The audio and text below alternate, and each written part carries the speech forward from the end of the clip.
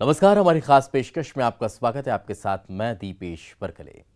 मां शेरावाली की भक्ति के महापर्व नवरात्र में मां दुर्गा के 9 स्वरूपों की पूजा अर्चना की जाती है। माना जाता है कि इन दिनों जो भक्त मां की आराधना करता है उसकी हर मनोकामना पूरी होती है। मां अपने भक्तों के हर दुख दर्द को हर लेती है और मन चाहा वरदान भक्तों को देती है। तो चलिए शुरू करते हैं हमारी खास पेशकश मां शेरावाली।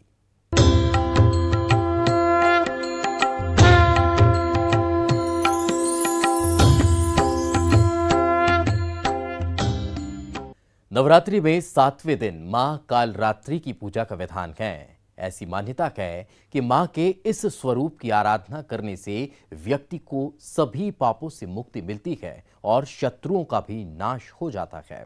माता का रंग काला होने के कारण उन्हें कालरात्रि कहा गया है। इनके 3 नेत्र हैं। मां दुर्गा का ये रूप बेहद आक्रामक और भयभीत करने वाला होता है। कहा तो ये भी जाता है कि इनकी पूजा से नकारात्मक शक्तियां दूर होती है। कैसे करें मां की आराधना, बता रहे हैं पंडित राधेश्वर प्रसाद शर्मा। हमारी भारतवर्ष में जो प्रथम वर्ष का मास लगता है वो चैत्र मास है। इस समय 2078 की ये संवत्सर लग रहा है और राक्षस नामाब्द है। इसमें चैत्र मास में जो प्रथम चैत्र मास का प्रथम मास चैत्र मास है, इसमें हम शक्ति की आराधना करते हैं। इस शक्ति की आराधना करने के लिए जो सभी भक्त अपने अपने देवालय स्थान पर, अपने अपने गृह पर और अनेक प्रकार से साधना करते हैं। इसमें प्रथम दिवस जो है माता की पूजा शैलपत्री के रूप में की जाती है। दूसरा पूजा ब्रह्मचारिणी के रूप में की जाती है। तीसरी दिन की पूजा चंद्र घंटेती माता की पूजा की जाती है और कुष्मांडा देवी की चतुर्थ दिन पूजा की जाती है। पंचम दिन स्कंद माता की पूजा की जाती है। छठवें दिन कात्यायनी माता की पूजा की जाती है और आज सप्तमी का दिवस है। सप्तमी के दिन में कालरात्रि की पूजा की जाती है। सप्तमी आज जो है वो चंद्रवार को लग रहा है। पुनर्वसु नक्षत्र है। सुकर्मा नाम योग है। धूम्र नाम आनंद योग है। इस प्रकार से या विशेष प्रकार से योग बन रहा है जिसमें हम कालरात्रि की पूजा करते हैं। कालरात्रि की पूजा विशेष करके रात्रि को करना चाहिए। व्यक्ति दिन को भी कर सकते हैं, रात्रि को भी कर सकते हैं। इसमें पूजन करने के लिए विशेष प्रकार से पुष्प और दूध, दही, घी, मधुरस आदि का उपयोग करना चाहिए। लोगों को प्रातःकाल स्नान करके स्वच्छ वस्त्र धारण करके पूजा स्थल पर जाए और माता की विधिवत पूजा करना चाहिए। जिनके नज़दीक में मंदिर देवालय हो वो मंदिर में जाकर के पूजा करें। घृत का दीपक जलाएं और मंदिर में पूजा करें तथा अपने घर में भी ज्योति स्वरूप माता की पूजा कर सकते हैं और माता की आराधना करना चाहिए। जितने भी लोग हैं वो अगर माता कालरात्रि की पूजा करते हैं, नवरात्रि में प्रायः सभी को संयम बरतना चाहिए और संयम पूर्वक होकर के माता की पूजा करें, तभी विशेष फल की प्राप्ति होती है। वैसी माता सबकी माता है। माता को चाहे जिस प्रकार से मनाएं वो आपको फल तो देगा, लेकिन विशेष प्रकार से पूजा करने से विशेष फल की प्राप्ति होती है। लोग अपनी साधना के लिए अनेक प्रकार की साधना करते हैं, उसमें माँ भगवती की साधना विशेष रूप से माना गया है। इसमें विशेष रूप से साधना करने का विशेष लाभ प्राप्त होता है। मैं तो यह कहता हूं कि माता की पूजन करने के लिए सभी सामग्री को एकत्रित करने के पश्चात व्यक्तियों को पूजन कार्य को प्रारंभ करना चाहिए। कालरात्रि की पूजा या समर स्थल पर, रणांगण स्थल पर जितने भी राक्षस यहाँ पर आए और पृथ्वी पर हाहाकार मचाने लग गए, बहुत सारे राक्षस जो है हमेशा धर्म के विरुद्ध में कार्य करने वाले जो आचरण करते हैं, यही राक्षसी वृत्ति है। मनुष्य को चाहिए कि वो अपने वृत्ति को अच्छा रखे और अच्छे सद्भाव पूर्वक वो पूजन करे। हमारे अंदर कई प्रकार के दुर्गुण आते हैं, उस दुर्गुण का नाश करने के लिए ही हमें साधना करना चाहिए। इस साधना काल पर व्यक्ति को माता को घृत का, गुड़ का, मधु का भोग लगाना चाहिए, मिष्ठान का भोग लगाना चाहिए और पूजन करना चाहिए। इस पूजन का विशेष रूप से रात्रि को करना चाहिए। कालरात्रि की पूजा जितने भी देवतागण हैं वो माता भगवती की पूजा करने के प्रसन्नता को प्राप्त करके ही युद्ध में विजय को प्राप्त किए। जब तक के शक्ति की आराधना हमारे जीवन काल पर नहीं होता, तब तक के हम अच्छे व्यक्ति और रचनात्मक कार्य को नहीं कर सकते। आज का समय जो चल रहा है वह कोविड-19 या एक कोरोना का समय चल रहा है। कोरोना में कई प्रकार के हानि हो रहे हैं, बड़े बड़े लोग भी इससे त्रस्त हो चुके हैं, मेडिकल साइंस भी त्रस्त हो चुका है। और भी साधना करना चाहिए, इस साधना के द्वारा ही इस महामारी से हम बच सकते हैं। तो मैं तो हमेशा यही भक्तों को कहता हूं कि कालरात्रि की पूजा करने के लिए आपको विशेष सामग्री जुटा करके कालरात्रि की पूजन कीजिए, घर में दीपक जलाइए, नैवेद्य का भोग लगाइए और अपने घर में होम धूप आदि का भी विशेष रूप से प्रयोग करें ताकि यह कोरोना महामारी आपका चला जाए। और जब तक के हमारे जीवन में देवी की आराधना नहीं होगी तब तक के हमारे जीवन सफल नहीं हो सकता। हमारे जीवन को सफल करने के लिए शक्ति की आराधना करना चाहिए। पहाड़ों पर है मां का धाम, 1100 सीढ़ियों को पार कर होते हैं देवी मां के दर्शन। राजनांदगांव के डोंगरगढ़ में है ये प्राचीन मंदिर। यह है मां बमलेश्वरी का धाम, जहां पहाड़ पर विराजी है बड़ी माता और नीचे छोटी माता का स्थान है। इस सिद्ध धाम में हर मनोकामना पूरी होती है। देश की नहीं विदेश से भी श्रद्धालु ज्योत कलश मंदिर में प्रज्वलित करवाते हैं, जिस मंदिर से जुड़ी है 2200 साल पुरानी एक प्रेम कहानी।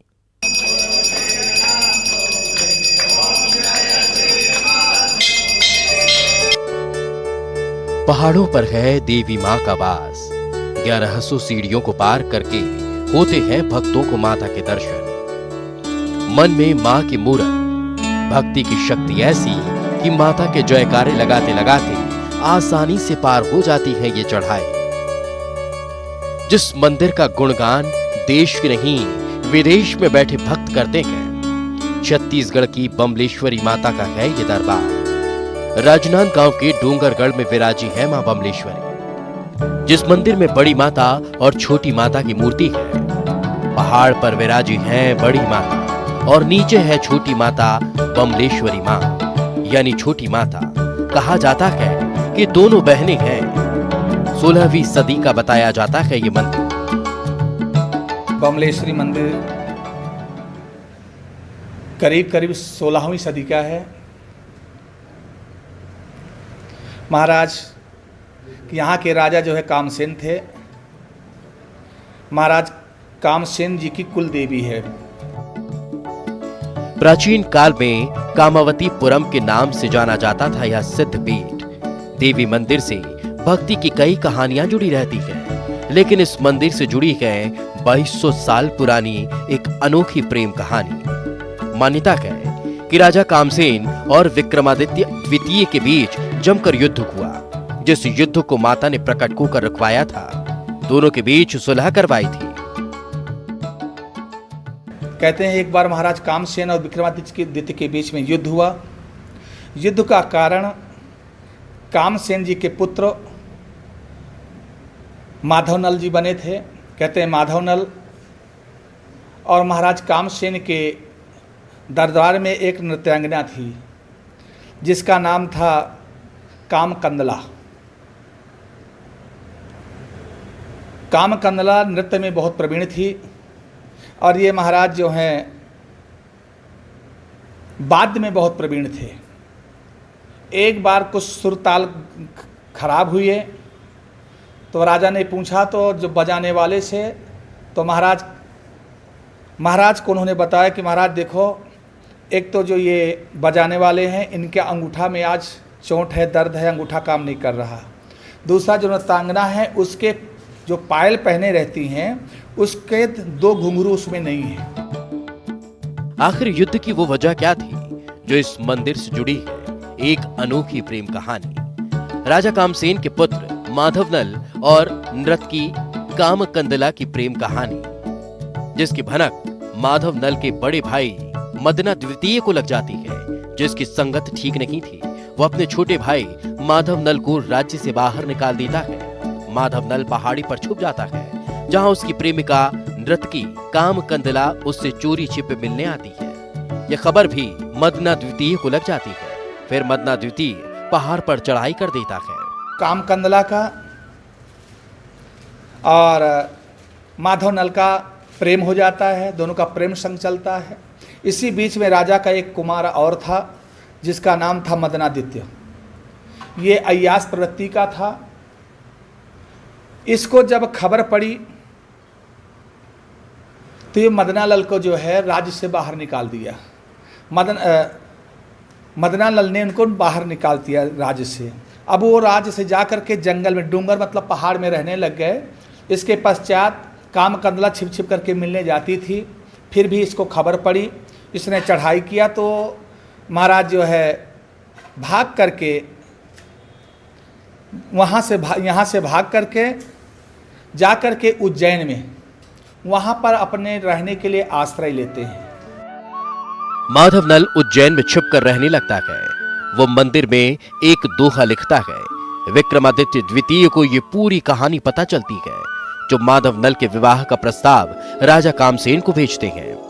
लेकिन ये पत्र मदना द्वितीय छुपा लेता है, जिसके बाद विक्रमादित्य और राजा कामसेन में युद्ध हुआ था। किंवदंती कहती है कि दोनों के बीच सुलह राजा कामसेन की कुल देवी मां बमलेश्वरी ने करवाई थी। एक दिन जो है वहाँ शंकर इसी महाकाल की शिवालय में रहते थे। दीवार पर उन्होंने एक दोहा लिखा और महाराज विक्रमादित्य वहाँ दर्शन करने के लिए आए। उन्होंने उस दोहा को पढ़ा, पुजारी से पूछे कि किसने लिखा। तब उन्होंने बताया कि जिसको आपने आश्रय दिया है उन्होंने इस चीज़ को लिखा है। विक्रमादित्य उनके पास बैठते हैं, बैठ के सारा वृत्तांत पूछते हैं। महाराज विक्रमादित्य ने पत्र लिखा कामसेन जी को कि या तो युद्ध करो या तो इनके विवाह की स्वीकृति दो। लेकिन वो पत्र जो है मदनादित्य के हाथ में पड़ जाता है। वो पत्र को फाड़ के फेंक देता है। महाराज को खबर नहीं पड़ती। विक्रमादित्य जो है चढ़ाई कर देते हैं। बहुत भारी युद्ध होता है महाराज विक्रमादित्य और कामसेन जी के बीच में। कामसेन माता जी के भक्त थे, अब विक्रमादित्य जो है महाकाल के भक्त थे। युद्ध में दोनों ने अपने इष्ट का आवाहन किए तो दोनों के इष्ट उत्पन्न हुए, इधर माता जी उधर महाकाल। फिर दोनों ने मिलकर के युद्ध में समझौता कराए और दोनों के भी इनके मदनानल और कामकंदला के विवाह की स्वीकृति मिली। माता के मंदिर तक पहुंचने का रास्ता अब आसान हो चुका है। सीढ़ियों वाला रास्ता है तो रोप वे के जरिए भी मंदिर में पहुंचा जा सकता है। 1964 में इसे ट्रस्ट समिति को सौंपा गया। इसके बाद ट्रस्ट समिति का विस्तार किया गया और आज ऊपर मंदिर के साथ साथ नीचे मंदिर का भी भव्य निर्माण 14 करोड़ की लागत से किया जा रहा है। राजस्थान के कारीगर मंदिर की सुंदरता में 4 चांद लगाए जा रहे हैं। छत्तीसगढ़ में जो डूंगरगढ़ में बमलेश्वरी माता का मंदिर है वो निश्चित रूप से पूरे छत्तीसगढ़ में प्रख्यात है और कहीं ना कहीं शक्तिपीठ के रूप में उसको जाना जाता है। हर साल लगभग लाखों की संख्या में वहाँ दर्शक दर्शन के लिए माता जी के दरबार में पहुँचते हैं। मां बमलेश्वरी के पावन धाम में भक्तों की भीड़ रहती है और मां का आशीर्वाद लेने के लिए भक्त दूर दूर से खींचे चले आते हैं। मध्य प्रदेश, महाराष्ट्र और दूसरे प्रांतों से भी नवरात्र में एक दिन में करीब 1 लाख श्रद्धालु मंदिर में दर्शन करने पहुंचते हैं। मां को बगलामुखी मां का ही रूप माना जाता है। देश के नहीं विदेशों से भी असंख्य भक्त नवरात्र में ज्योति कलश प्रज्वलित करवाते हैं। हमारे क्षेत्र में अंचल में डोंगरगढ़ माता के बहुत ही महत्व बगलामुखी के रूप में वो पूजी जाती है और प्रायः सभी लोगों की आस्था और विश्वास का एक केंद्र है। प्राचीन काल से चली आ रही है मां बमलेश्वरी की पूजा अर्चना। इसी पहाड़ी में होती है। माता का यश और वैभव पूरे देश में प्रसिद्ध है। लोग यहाँ आकर मत्था टेकते हैं। कोरोना काल में घर बैठे देवी मां की आराधना कर लीजिए। भक्ति के सागर में आप भी गोते लगाइए। राजनांदगांव से राकेश यादव के साथ ब्यूरो रिपोर्ट, न्यूज़ 18। वक्त एक छोटे से ब्रेक का है। ब्रेक के बाद जल्द हाजिर होंगे।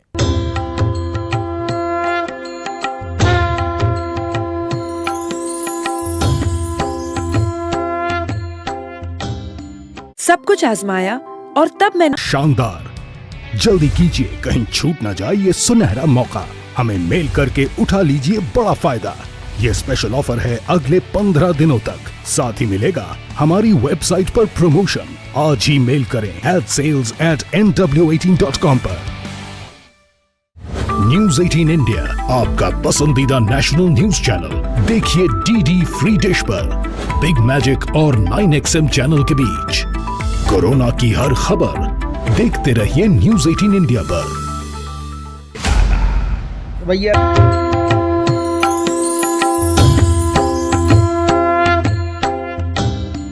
ब्रेक के बाद एक बार फिर आपका स्वागत है।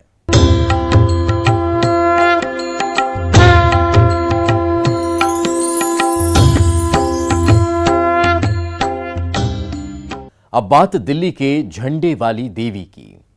करोल बाग में स्थित इस मंदिर के बारे में कहा जाता है कि यहाँ दर्शन मात्र से लोगों की हर मुराद पूरी हो जाती है। या देवी सर्वभूतेषु विष्णुमायेति शब्दिता नमस्तस्यै नमस्तस्यै नमस्तस्यै नमो नमः। झंडे वाली देवी के दर्शन कीजिए, पूरी होती है हर मुराद। 100 साल पुराना मंदिर राजधानी दिल्ली के मध्य में स्थित झंडेवालान एक सिद्धपीठ है। करोल बाग में स्थित झंडेवालान मंदिर एक प्राचीन मंदिर है जो झंडे वाली माता को समर्पित है। यह मंदिर बेहद प्रसिद्ध और देवी शक्ति का प्रतीक है। मंदिर में पूरे साल भक्त माता के दर्शन के लिए बड़ी संख्या में पहुंचते हैं। मान्यता है कि झंडे वाली मां के दर्शन से लोगों की हर मुराद पूरी हो जाती है। मंदिर का इतिहास करीब 100 साल पुराना है। कोरोना काल से पहले की बात करें तो दिन भर में 5 से 6 हजार श्रद्धालु हर दिन यहां मां के दर्शन करने पहुंचते हैं। लेकिन अब कोरोना के चलते कोविड गाइडलाइंस का पालन किया जा रहा है और भक्तों का प्रवेश फिलहाल रोक दिया गया। मंदिर के बाहर की टीवी स्क्रीन लगा दी गई है जिसके जरिए भक्त माता के दर्शन कर आशीर्वाद प्राप्त कर सकते हैं। साथ ही YouTube, Facebook पर माता की लाइव आरती का प्रसारण किया जा रहा है ताकि भक्त माता के ऑनलाइन दर्शन कर सके। मंदिर में केवल अर्चकों द्वारा नियमानुसार पूजा पाठ होता रहेगा, जिसका सीधा प्रसारण मंदिर के YouTube चैनल, वेबसाइट और फेसबुक पेज पर प्रसारित किया जाएगा। भक्तों को हुई असुविधा के लिए हमें खेद है। मंदिर में मंगल आरती सुबह 5 बजे होती है। माता को सूखे मेवे का भोग लगाया जाता है। फिर श्रृंगार के बाद सुबह 9 बजे आरती की जाती है और फिर रात 8 बजे संध्या आरती की जाती है। आस्था ऐसी है कि कोरोना के बावजूद भक्त मंदिर में जाकर माता के दर्शन करना चाहते हैं, लेकिन उन्हें प्रवेश नहीं मिल पा रहा। बाहर से ही दर्शन कर कर लौटना पड़ रहा है, जिससे भक्त काफी मायूस हैं।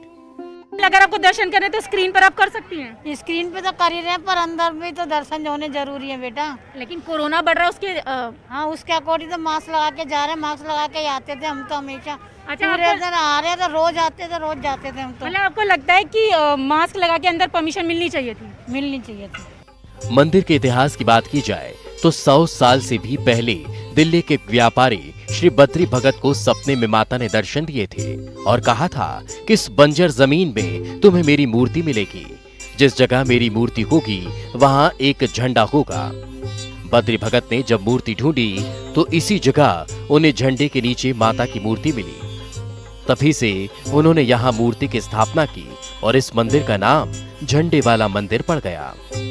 मंदिर परिसर में माता झंडेवाली के अलावा स्वयंभू शिवलिंग, हनुमान जी, गणेश जी और सरस्वती जी की भी प्रतिमा है।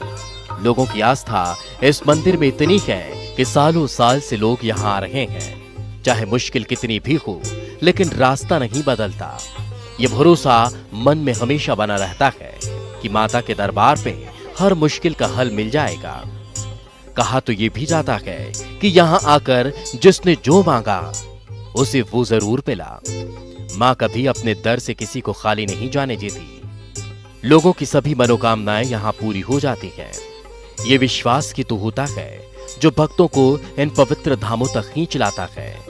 ये आशा की तो होती है जो निराश मनुष्य को भी हारने नहीं देती। झंडे वाली माँ का ये द्वार ऐसी ही ऊर्जा का स्रोत है।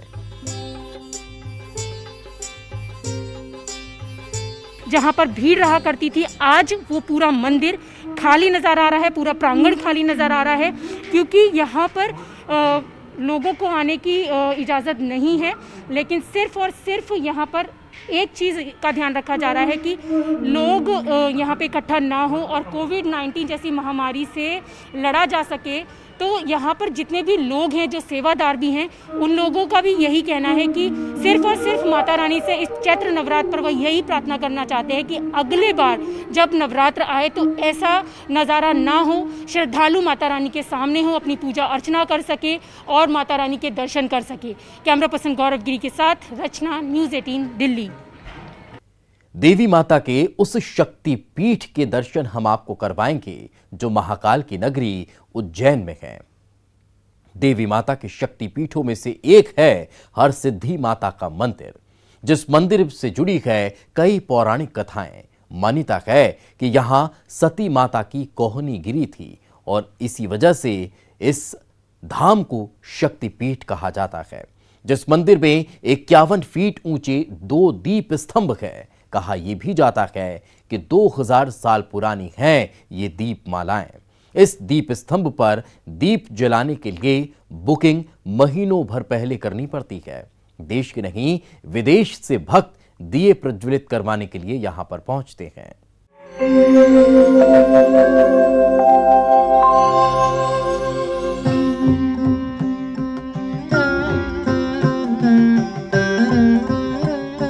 ये मन्नतों की दीपावली है, आस्था के दिए हैं ये। विश्वास की लौ से मंदिर जगमगा रहा है, जिसकी रोशनी ने पानी में भी जैसे चमकीली चूनर चढ़ा दी हो, जिसकी आभा से मन और आंखों को सुकून मिल रहा हो। आस्था और विश्वास का दीप स्तंभ सदियों से मंदिर में जगमगा रहा है। बाबा महाकाल की नगरी है ये, महादेव का पावन धाम, मंदिरों की नगरी उज्जैन में है। देवी मां का शक्तिपीठ हरसिद्धि माता का मंदिर, जिस मंदिर से जुड़ी है एक पौराणिक कथा। मान्यताओं के मुताबिक सती माता की कोहनी यहाँ गिरी थी, इसलिए ये पीठ शक्तिपीठ कहलाया। सुनिए कथा हरसिद्धि माता के धाम की। परंपरागत रूप से प्रतिवर्ष जो यहाँ पर आयोजन होते हैं, अनुष्ठान होते हैं, वो परंपरागत रूप से होंगे। नित्य प्रातः जो भगवती का जो अभिषेक पूजन होता है, सुबह प्रातःकाल अभिषेक पूजन होगा। इसके बाद में श्रृंगार करके माता जी का बाकी पट दर्शन जो है वो मीडिया के माध्यम से होंगे। आम दर्शनार्थियों के लिए पट अभी बंद है। मंदिर से कई पौराणिक कथा जुड़ी हुई है। राजा विक्रमादित्य की उज्जैनी है ये। राजा विक्रमादित्य माता हरसिद्धि के परम भक्त थे। मां हरसिद्धि उनकी कुल देवी और आराध्य थीं। किंवदंती है कि हर 12 साल में वो एक बार अपना शीश माता के चरणों में अर्पित करते थे, लेकिन माता की कृपा से पुनः नया सिर लग जाता था। 12वीं बार जब उन्होंने अपना सिर चढ़ाया तो वह फिर वापस नहीं आया। आज भी मंदिर के एक कोने में 11 सिंदूर लगे रुंड पड़े हुए हैं। कहते हैं ये उन्हीं के कटे हुए मुंड हैं। 51 शक्तिपीठ जो पूरे अपने भारत में है, भारत के बाहर भी हैं, उन शक्तिपीठों में से एक है। यहाँ पर माता सती की कोहनी यहाँ पर विराजित है। जहाँ जहाँ अंग आभूषण गिरे हैं वहाँ पे पीठस्थान बने हुए हैं। यहाँ पर माता सती की कोहनी गिरी है। और राजा जो विक्रमादित्य हैं, चक्रवर्ती सम्राट, उनकी आराध्य देवी है भगवती माता हरसिद्धि देवी। 11 बार उन्होंने अपना मस्तक माँ को श्री चरणों में अर्पण किया था और इन्हीं के आशीर्वाद से चक्रवर्ती सम्राट हुए थे राजा विक्रमादित्य। हरसिद्धि माता का दरबार शक्तिपीठ के रूप में प्रसिद्ध तो है। इस मंदिर की एक और खासियत है 2 दीपमालाएं। मंदिर में जाते ही नजर इन दीपमालाओं पर पड़ती है। 51 फीट के ये 2 दीप स्तंभ हैं। कहा जाता है कि एक शिव तो दूसरा पार्वती है। एक दीप स्तंभ में 511 और दूसरे में 500 दीप हैं। कुल 1011 दीप जहां जलाए जाते हैं। जब ये दीप प्रज्वलित होते हैं तो उनकी चमक भक्तों के चेहरे पर साफ नजर आती है। यह अलौकिक नजारा बेहद अद्भुत होता है। इन दीपों को प्रज्वलित करना आसान काम नहीं। दिए में तेल भरने में एक बार में पूरे 2.5 घंटे का वक्त लग जाता है। एक बार में 4 किलो रुई की बाती और 6 लीटर तेल लग जाता है। ये दीप स्तंभ 2000 साल पुराना बताया जाता है। मान्यता है कि जिसके दीप मंदिर में प्रज्वलित होते हैं वो किस्मत वाले होते हैं। दिया जलाने के लिए बुकिंग कई महीनों पहले करनी होती है। कभी कभी तो भक्तों को साल भर वेटिंग करना पड़ता है। संध्या आरती से पहले जब ये दीप जलते हैं तो मंदिर में अद्भुत नजारा दिखाई देता है। दोनों दीप स्तंभ से माता के मंदिर में दर्शन, नगाड़ों की आवाज, भजन, आरती और कीर्तन, भक्ति की ज्योत ऐसे जलती है मानो सारी परेशानियों से निजात मिल गई हो। मंदिर में महाकाली, माता हरसिद्धि और माता अन्नपूर्णा का दरबार है। मंदिर के गर्भगृह में श्री यंत्र है जिसमें 51 शक्तिपीठ का उल्लेख मिलता है।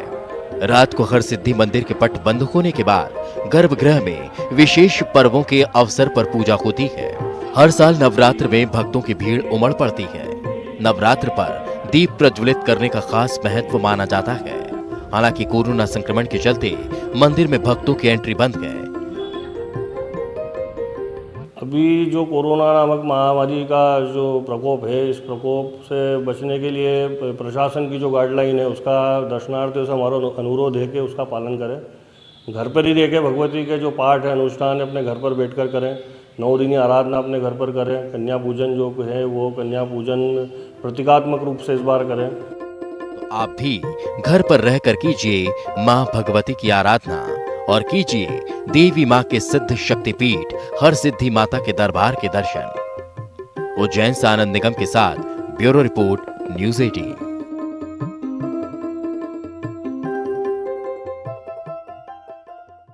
इसी के साथ हमारी इस खास पेशकश में आज फिलहाल इतना ही। दीजिए इजाजत। नमस्कार।